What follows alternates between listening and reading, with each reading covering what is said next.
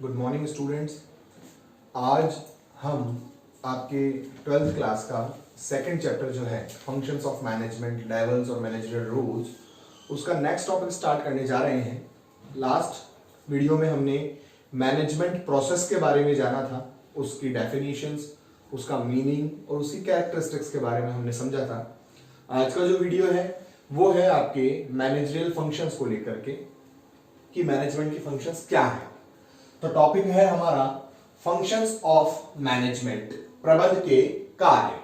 देखिए, प्रबंध के कार्यों को मेनली 2 पार्ट्स में डिवाइड किया गया है। फर्स्ट है प्राथमिक कार्य यानी प्राइमरी या की फंक्शंस, और दूसरा है सहायक कार्य, सेकेंडरी या ऑक्सिलरी फंक्शंस।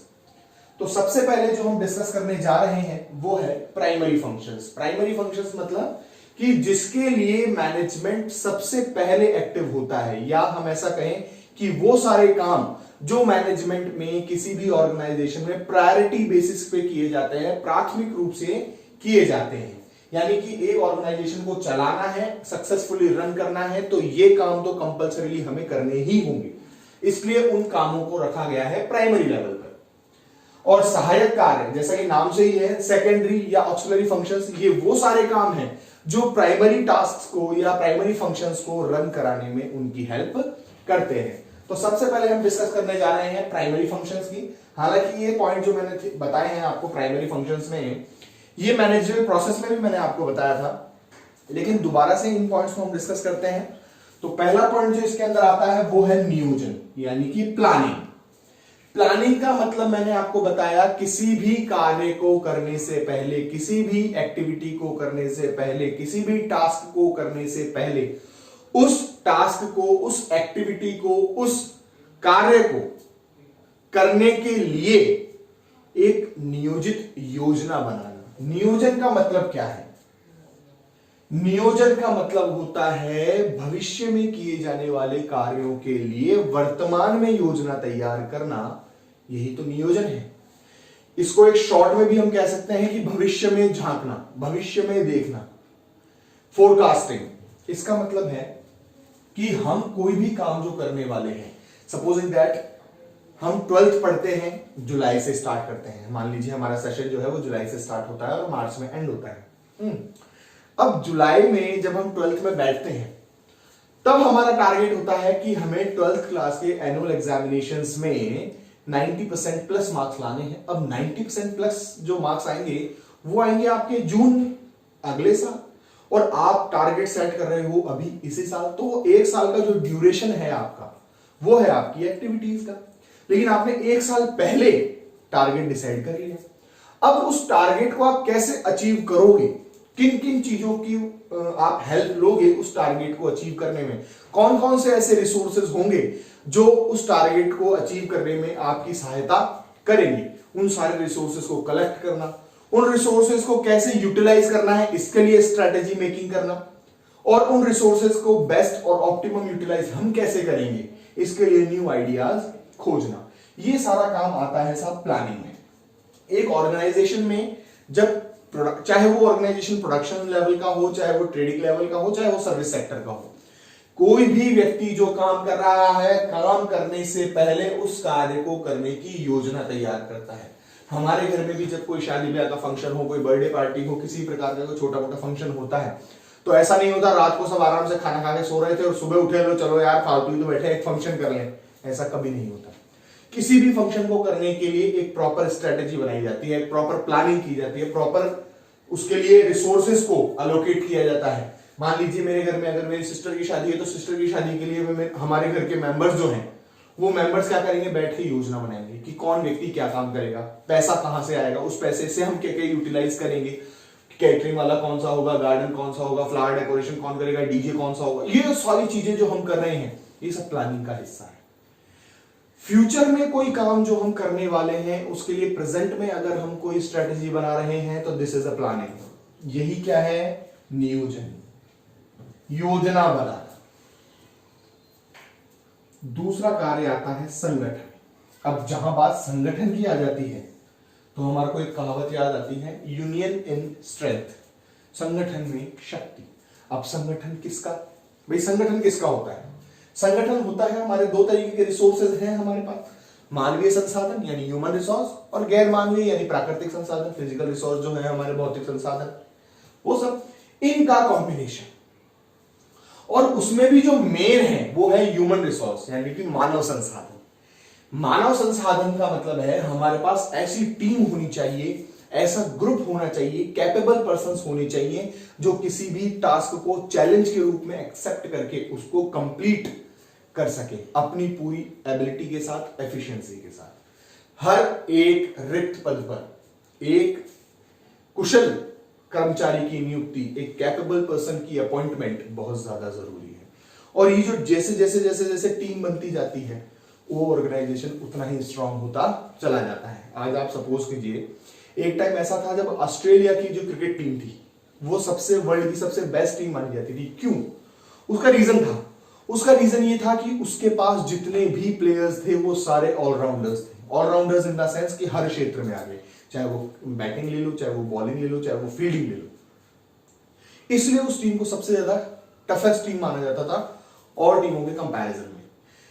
तो इसी तरह से अगर हमारे पास ऑलराउंडर टीम है, ऑर्गेनाइजेशन के पास ऑलराउंडर एम्प्लॉयज है। ऑलराउंडर एम्प्लॉयज का मतलब ऐसे एम्प्लॉयज जो एक से ज्यादा क्षेत्रों का भी काम जानते हैं। सपोजिंग दैट मैं एक स्कूल के अंदर पढ़ा रहा हूं, तो मैं टीचर तो हुई, मेरे सब्जेक्ट की नॉलेज तो मुझे है ही, लेकिन जैसे मैं बिजनेस स्टडी पढ़ा रहा हूं, अब मुझे बिजनेस स्टडी के साथ अकाउंटेंसी भी आती है। ठीक है, ये दोनों तो सब्जेक्ट हुए। सब्जेक्ट के अलावा साहब मैंने क्या नाम से प्रोफेशनल उसका पर्सनालिटी डेवलपमेंट का कोर्स किया हुआ है, तो मैं बच्चों को पर्सनालिटी डेवलपमेंट की स्किल्स सिखाता हूं। मोटिवेशनल स्पीकर भी मैं हूं, तो बच्चों को लीडरशिप की गाइडलाइंस देता हूं, मोटिवेशनल लेक्चर्स देता हूं। इसके अलावा मैंने चार्टर्ड अकाउंटेंसी की है, तो मुझे अकाउंटिंग भी पूरी आती है, तो ऑर्गेनाइजेशन के अकाउंट्स भी मैं देख रहा हूं। ये एक साथ एक व्यक्ति में जब इतनी सारी स्किल्स होती हैं, मल्टी टैलेंटेड जिसे हम कहते हैं, तो हर ऑर्गेनाइजेशन चाहता है कि मेरे पास इस तरह का एम्प्लॉय हो जो मल्टी टैलेंटेड हो, एक से ज्यादा क्षेत्रों में वो उसकी दक्षता हो। क्योंकि जितने ज्यादा स्किल एम्प्लॉयज हमारे पास होंगे, हमारा ऑर्गेनाइजेशन कंपटीशन की तुलना में उतना ही स्ट्रांग होगा। तो हमारे पास ऐसे लोगों की टीम होनी चाहिए जो हर क्षेत्र में एक्सपर्ट हो। ये भी एक फंक्शन है। फिर आता है निदेशन। देखिए, एम्प्लॉयज हमने कलेक्ट किए। अब एम्प्लॉयज कलेक्ट करने के बाद हमें उन्हें ये तो बताना होगा कि काम क्या करना है, कैसे काम करना है, रिसोर्सेज को यूटिलाइज कैसे करना है। सपोजिंग दैट मैं एक अकाउंटेंट हूं और मैं पहले एक होटल में अकाउंटेंट था। अब होटल के अंदर मैं अकाउंटेंट था, तो होटल की अकाउंटिंग देखता था, होटल के बिजनेस को देखता था, अब वहां पे जो ट्रांजैक्शंस होते थे उन्हें देखता था। लेकिन अब मैं आ गया हूं एक स्कूल में और अब एक स्कूल की अकाउंटिंग देख रहा हूं। तो होटल की अकाउंटिंग और स्कूल की अकाउंटिंग में डिफरेंस है।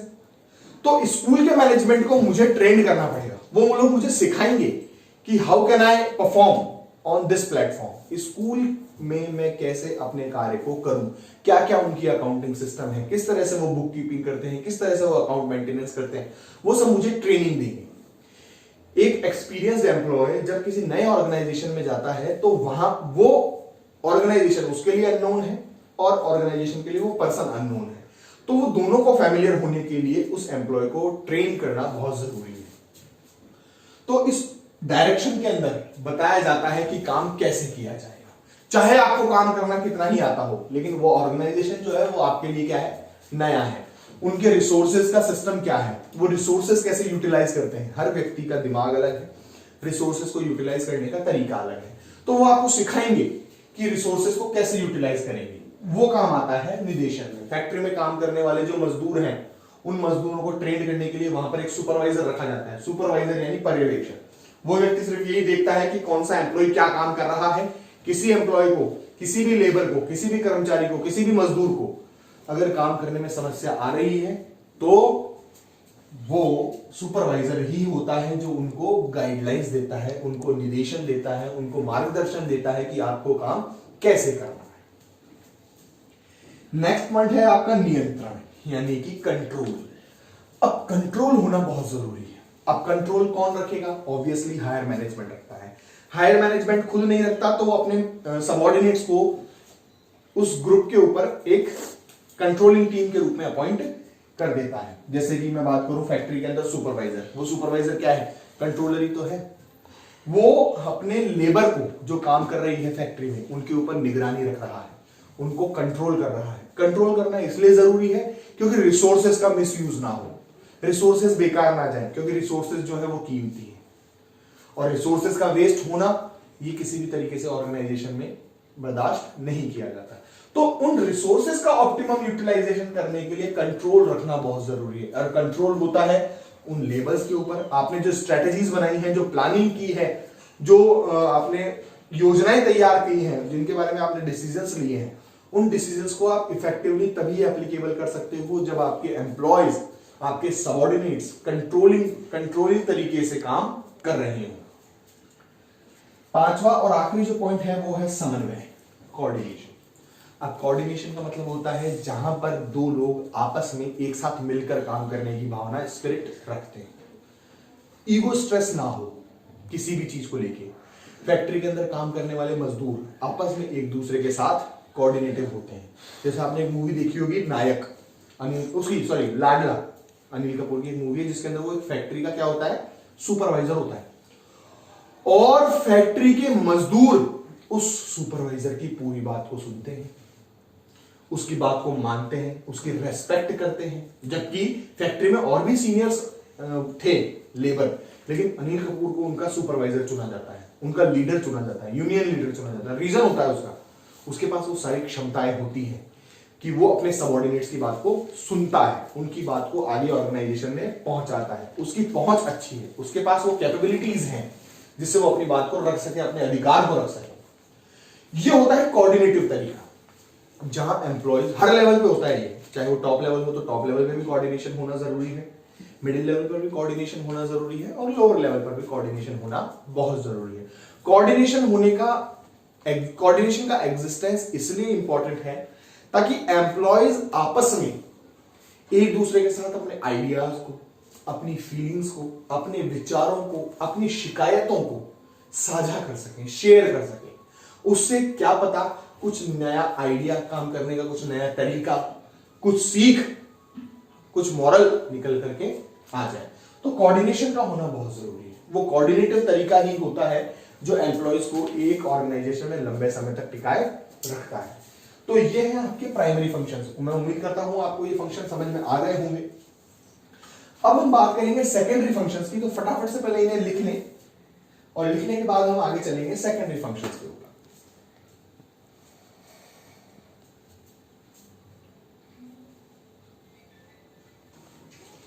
लिखा आपने ये प्राथमिक कार्य की फंक्शंस को। अब हम डिस्कस करने जा रहे हैं सेकेंडरी फंक्शंस यानी कि सहायक कार्य। अब इन्हें सहायक कार्य क्यों कहा गया है? क्योंकि ये सारे टास्क जो हैं, ये सारे फंक्शंस जो हैं, ये प्राइमरी फंक्शंस को रन कराने में उनकी हेल्प करते हैं। अब कैसे हेल्प करते हैं वो देखिए। तो हम सबसे पहले फंक्शन की बात करते हैं, वो है निर्णय, डिसीजन मेकिंग। डिसीजन मेकिंग होना बहुत जरूरी है। क्यों? क्योंकि सपोजिंग दैट मेरे पास किसी भी काम को करने की 5 योजनाएं हैं। ऑप्शंस सभी व्यक्ति के पास होते हैं, तो मेरे पास भी किसी भी काम को करने की मैंने 5 स्ट्रेटेजी बनाई है। अब उन 5 स्ट्रेटेजी में तो एक स्ट्रेटेजी मेरे को चुननी पड़ेगी, या पांचों की पांचों स्ट्रेटेजी में एक साथ अप्लाई कर दूं, पॉसिबल ही नहीं होगा। मुझे उनमें से एक बेस्ट ऑप्शन का चूज करना होगा। विकल्पों का चुनना बहुत जरूरी है। विकल्प बहुत सारे होते हैं एक इंसान के पास काम करने के। जैसे मान लीजिए मुझे 12th में ट्यूशन लेना है, 12th में 90% मेरे को मार्क्स अचीव करने हैं। अकाउंटेंसी जो है वो थोड़े सा मेरा क्या है, वीक सब्जेक्ट है, बिकॉज वो प्रैक्टिकल है। अब मेरे पास उस सब्जेक्ट को स्ट्रॉन्ग बनाने के बहुत सारे विकल्प हैं। क्या कि मैं स्कूल में एक्स्ट्रा क्लास लूं, एक्स्ट्रा रुकूं, सर से कंसल्ट करूं, पढ़ूं, है ना, ट्यूशंस ले लूं, होम ट्यूशन ले लूं, खुद घर पे सेल्फ स्टडी ज्यादा से ज्यादा करूं, नोट से पढ़ूं, यूट्यूब से पढ़ूं, वीडियो लेक्चर्स है ना, और ये बायजूस और जूम है, इनसे पढ़ लूं। ऑप्शंस बहुत है, लेकिन उन ऑप्शंस में से एक ऑप्शन को चुनना भी बहुत जरूरी है। वो होती है डिसीजन मेकिंग, निर्णय। क्योंकि जब तक आप किसी निर्णय पर, किसी नतीजे पर नहीं पहुंचेंगे, आपकी एक्टिविटी ही स्टार्ट नहीं हो। मैंने सोचा यार कि मैं कल ये काम करूंगा, फिर दूसरा दिन हुआ, फिर मैंने सोचा यार आज नहीं कल करूंगा, कल करूंगा, कल करूंगा, कल करूंगा, सोचता रहा, निर्णय नहीं लिया, डिसीजन नहीं लिया। योजनाएं मैंने बहुत बना ली, पर उन योजनाओं को मैं अप्लाई नहीं कर सका, तो फिर उन योजनाओं को बनाने का कोई फायदा नहीं।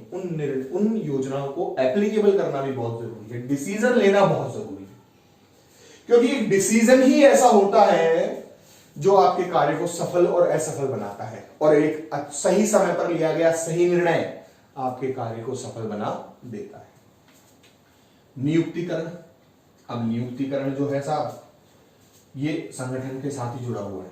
अब यहां पे मैंने बताया था आपको क्या कि हर एक कार्य के लिए एक विशेष व्यक्ति का होना, मल्टी टैलेंटेड पर्सन का होना, लाओगे कहां से, ढूंढोगे कहां से, हैं? रोड पे तो मिल नहीं रहा, किसी शॉप पे तो जाके मिलेगा नहीं, हमें उसको ढूंढना पड़ेगा, उसको खोजना पड़ेगा। और अब खोजे कैसे? ग्लास लेके, लेंस लेके घूमे। हमें क्या करना होगा? न्यूज़पेपर में एडवर्टीजमेंट्स देने होंगे कि साहब हमारे पास इस पोस्ट की रिक्रूटमेंट है, जो कैपेबल पर्सन है वो आए और इंटरव्यूज दे। हमने न्यूज़पेपर में एडवर्टीजमेंट दी, न्यूज़पेपर में ऐड देने के बाद इंटरव्यूज कंडक्ट कराए, हमारे पास 50 पर्सन आ गए। अब उन 50 में से हमको बेस्ट ऑप्शन चुनना है जो सैलरी में भी कम हो, एफिशिएंसी में भी ज्यादा हो। दोनों ही चीज देखनी है हमको, एफिशिएंसी और इफेक्टिवनेस, कि वो लागत में भी कमाए यानी सैलरी भी कम ले और काम ज्यादा से ज्यादा अच्छे से अच्छा करे। वो काम आता है नियुक्तिकरण में। नियुक्तिकरण के अंदर बेसिकली 3 स्टेप्स होते हैं साहब। वो 3 स्टेप्स कौन से होते हैं वो देख लीजिए। सबसे पहले होता है रिक्रूटमेंट यानी कि भर्ती, रिक्रूटमेंट। दूसरा आता है चयन यानी सिलेक्शन, और तीसरा आता है प्रशिक्षण यानी कि ट्रेनिंग। ये 3 स्टेप्स होते हैं नियुक्तिकरण में। सबसे पहले रिक्रूटमेंट, एम्प्लॉय को खोजना, खोजने के बाद उसका सिलेक्शन करना, और सिलेक्शन करने के बाद उसको ट्रेन करना, अपने एम्प्लॉय, अपने ऑर्गेनाइजेशन के एटमॉस्फेयर में उसको ढालना। ये काम आता है नियुक्तिकरण में। नव प्रवर्तन, जमाना ही इसका है इनोवेशन का। जब तक आप अपने प्रोडक्ट्स में, अपनी सर्विसेज में कुछ ना कुछ नए से नया इनोवेटिव नहीं करोगे, तब तक आप मार्केट में स्टेबल नहीं हो सकते। और इनोवेशन का हमारे साथ जो सबसे बड़ा एग्जांपल हमें देखने को मिलता है वो मिलता है ई कॉमर्स, ऑनलाइन ट्रेड। घर बैठे बैठे हम हमारे प्रोडक्ट्स को ऑर्डर कर सकते हैं। कितना बड़ा इनोवेशन है। पहले अगर मुझे दिवाली पे कपड़े लेने होते थे तो पापा से मैं पैसे लेता था, मार्केट जाता था, सुबह से शाम तक शॉपिंग करके आता था, फिर भी कुछ चीजें आती थी, कुछ चीजें रह जाती थी, टेंशन ही खत्म। अमेजोन पे गया, प्रोडक्ट सेलेक्ट किए, वॉलेट से पैसा किया, 3 दिन बाद प्रोडक्ट मेरे घर। इनोवेशन। मोबाइल्स, पहले टेलीफोन्स चलते थे, लैंडलाइन चलते थे, फिर उसके बाद वॉकी टॉकीज आ गए, हैंडफोन्स आ गए, धीरे धीरे धीरे मोबाइल्स आ गए, और आज मोबाइल्स भी हम एंड्रॉइड स्मार्टफोन्स यूज कर रहे हैं, फोल्डेड फोन यूज कर रहे हैं। टेक्नोलॉजी है भैया, और ये इनोवेशन ही मार्केट में आपको टिकवाता है। आप देखिए, हम जब सुबह मॉर्निंग में हाथ हैंड वॉश करते हैं, हैंड वॉश हम जनरली साबुन से ही करते हैं, है ना। पहले के जमाने में लोग मिट्टी से किया करते थे, अब हम साबुन से कर रहे हैं। धीरे धीरे हैंड वॉश आ गए, लिक्विड सोप्स आ गए। ये सब इनोवेशन ही तो है। ये सब क्या है? ये सब इनोवेशन का पार्ट है। जहां प्रोडक्ट नया दिख जाता है ना, इनोवेटिव, वही इनोवेशन होता है। काम वही है, जो पहले काम करते थे वही काम कर लेंगे, उस काम को करने का तरीका बदल गया, उस काम को करने का नजरिया बदल गया, वो है नव प्रवर्तन। और ये नव प्रवर्तन क्या होना चाहिए? धीरे धीरे होना चाहिए, स्टेप बाय स्टेप। क्यों? मान लीजिए एमआई ने आज एक फोन लॉन्च किया है जिसमें 64 मेगापिक्सल कैमरा है, 5000 mAh बैटरी है, और 6 और 128 GB का क्या है उसमें स्टोरेज है। आज ये वाला फोन लॉन्च हुआ है, और कल दूसरे दिन उन्होंने 108 मेगापिक्सल, 108 मेगापिक्सल कैमरा और 8 256 GB storage phone, 6000 mAh battery का इतना हैवी फीचर्स के साथ फोन लॉन्च कर दिया। अब आप मुझे बताइए, क्या ये इनोवेशन सक्सेसफुल होगा? नहीं होगा। क्यों नहीं होगा? क्योंकि कल ही तो उन्होंने एक इनोवेशन किया है। अब उस इनोवेशन को सोसाइटी को एक्सेप्ट तो करने दो, सोसाइटी तक वो इनोवेशन पहुंचने तो दो। जब तक वो इनोवेशन सोसाइटी के पास नहीं पहुंचेगा, तब तक आप अगर नया इनोवेशन कर भी दोगे तो उस इनोवेशन का कोई एग्जिस्टेंस नहीं है। तो वो नव प्रवर्तन जो है वो समय के साथ होना चाहिए, होल्ड करेगा। आपने एक इनोवेशन डाला है तो उस एक इनोवेशन का आप रिजल्ट्स का वेट करें, सोसाइटी उसको एक्सेप्ट कर रही है या नहीं, लेकिन इनोवेशन करते रहे, ये कंपल्सरी।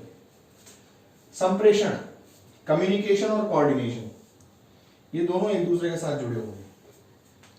कैसे? कोऑर्डिनेशन में मैंने आपको बताया कि एक दूसरे के साथ विचारों को शेयर करना। विचारों को शेयर बोल के तो करोगे, लिख के करोगे, वो क्या है? कम्युनिकेशन। 11th क्लास के अंदर पूरा चैप्टर पढ़ डाला हमने कम्युनिकेशन का, जिसके अंदर हमने पढ़ा क्या है? बातचीत, विचारों का आदान प्रदान, सूचनाओं का आदान प्रदान, मैसेजेस का एक्सचेंज। अब वो एक्सचेंज रिटर्न में भी हो सकता है, ऑरली भी हो सकता है, और साइनिंग यानी कि संकेत के रूप में भी हो सकता है। किसी भी तरीके से हम क्या कर सकते हैं? अपने मैसेजेस को शेयर कर सकते हैं। तो वो क्या है? कम्युनिकेशन ही तो है। इफेक्टिव कम्युनिकेशन चैनल हमारे पास होना चाहिए। बोर्ड ऑफ डायरेक्टर्स जो है वो कोई मैसेज अगर अपने सबऑर्डिनेट्स को देना चाहते हैं तो उनके पास इफेक्टिव कम्युनिकेशन चेन होनी चाहिए, जिससे उनका मैसेज सही समय पर सही व्यक्तियों के पास पहुंच सके। ये बहुत जरूरी है। इफेक्टिव कम्युनिकेशन बहुत जरूरी है ताकि आपके मैसेज का सही अर्थ निकले। जो मैसेज आप अपने एम्प्लॉयज को देना चाहते हैं, या एम्प्लॉयज जो शिकायत या जो सुझाव या जो आइडिया अपने सुपीरियर्स को देना चाहते हैं, इफेक्टिव कम्युनिकेशन जब होगा तो ये चीजें समय के साथ सही समय पर आदान प्रदान हो सकेंगे। कम्युनिकेशन इफेक्टिव होना बहुत जरूरी है। प्रतिनिधित्व, रिप्रेजेंटेशन, हर एक व्यक्ति अपने आप को, अपने ऑर्गेनाइजेशन को रिप्रेजेंट करने वाला होता है। आज सपोजिंग दैट मैं एक स्कूल में पढ़ा रहा हूं, तो उस स्कूल का मेरे पास एक वो है, क्या बोलते हैं, आइडेंटिटी कार्ड, है ना। अब वो गले का पट्टा नहीं है, वो आइडेंटिटी बता रहा है मेरी, इसलिए तो वो आइडेंटिटी कार्ड है, क्योंकि वो मेरी आइडेंटिटी बता रहा है, पहचान बता रहा है कि मैं इस ऑर्गेनाइजेशन में इस पोस्ट पर नियुक्त हूं। और ऐसे भी बोल सकते हैं कि वो ऑर्गेनाइजेशन भी मेरा रिप्रेजेंटेटिव है, हम दोनों एक दूसरे के रिप्रेजेंटेटिव हैं। वो मुझे रिप्रेजेंट कर रहा है, मैं उसको रिप्रेजेंट कर रहा हूं, सोसाइटी के सामने, कंपटीटर्स के सामने, और जो हमारे स्टेक होल्डर्स हैं उनके सामने। प्रतिनिधित्व, हर एक व्यक्ति, हर एक एम्प्लॉय, फैक्ट्री में काम करने वाले मजदूर हों, ऑफिस में काम करने वाले एम्प्लॉयज हों, बोर्ड ऑफ डायरेक्टर्स हों, ये सब जो है ये सब रिप्रेजेंटेटिव्स हैं, अपने ऑर्गेनाइजेशन के रिप्रेजेंटेटिव्स हैं। रिप्रेजेंटेशन आपके प्रोडक्ट्स की, आपके सर्विसेज की मार्केट में प्रेजेंट करना। आज आप जैसे मान लीजिए एक घर है, घर के अंदर 6 लोगों का छोटा सा परिवार है, वो 6 के 6 लोग उस घर के रिप्रेजेंटेटिव्स हैं। मान लीजिए मेरे फादर ऑफिस गए हैं, मम्मी जो है वो मेरे नानी जी के गई हुई है, सिस्टर की शादी हो गई, भाई ऑफिस गया है, मैं घर पे आज अकेला था, और पीछे से एक पर्सन आया और उसने कहा कि साहब मैं आपके फादर से मिलना चाहता हूँ। अब मैं अगर ऐसे बोल दूं कि भैया मुझे कोई मतलब नहीं है, मैं तो इस घर में उनका लड़का हूं, मेरे से क्या मतलब है आपको, मैं आधिकारिक रूप से उस घर का रिप्रेजेंटेटिव हूं उस समय, तो मुझे रिप्रेजेंट करना जरूरी है। मैं उनसे पूछूंगा, हाँ सर बताइए क्या काम है, क्या बात थी, मुझे आप बता सकते हैं। अगर कोई बात है तो मैं मेरे फादर को ये बात बता दूंगा कि आप आए थे, ये रिप्रेजेंटेशन, ये भी बहुत जरूरी। ये थे आपके सेकेंडरी टास्क, सेकेंडरी कार्य। समझ में आ गए होंगे आपको। इस वीडियो में हम इतना ही जानेंगे। उसके बाद नेक्स्ट वीडियो जो आएगा वो आएगा हमारा मैनेजरियल रोल्स का या मैनेजरियल लेवल्स का। इसे आप लिख लें, और नेक्स्ट वीडियो जो है उसमें मैं आपको बताऊंगा मैनेजरियल रोल्स या मैनेजरियल लेवल्स। दोनों ही टॉपिक्स हम डिस्कस करेंगे। Thank you so much.